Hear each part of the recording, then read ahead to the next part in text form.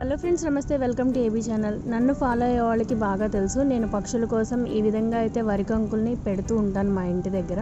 So ఇప్పుడైతే ఇవి almost అలా అయిపోయినాయి. అయితే ఇయర్కి ఒకసారి జరిగే కోత పండుగకి కంపల్సరీగా నేను 100% వీటి కోసం